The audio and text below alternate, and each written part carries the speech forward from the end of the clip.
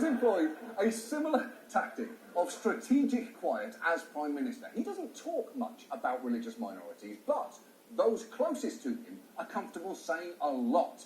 India is home to the second largest population of Muslims on earth, and many members of the BJP have openly targeted them. For instance, when it came time for Modi and his party to appoint a chief minister of Uttar Pradesh, a state that's home to 200 million people, they chose Yogi Adityanath, a man who has said things like this.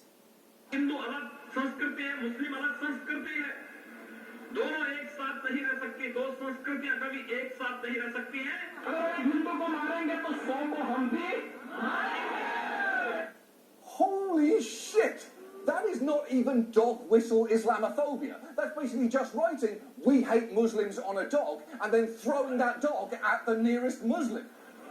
Clearly, that rhetoric is an affront to everything that India stands for. Remember, Gandhi and Nehru, the founders of modern India, stood for religious pluralism, meaning they encouraged the coexistence of diverse faiths. And you may actually need to remember that, because Modi and his party are now actively trying to erase whole sections of India's history. Nehru, for instance, has been edited out of some history textbooks altogether, and what has been added to the curriculum is pretty eye-catching.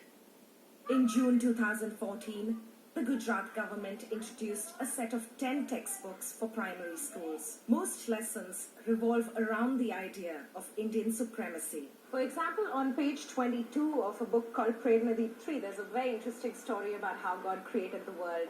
He was making bread and he took it out of the oven too early, and that's how white people were created. The second time round, he left it in the oven too long, and that's how Negroes were born. The book uses the word Negro.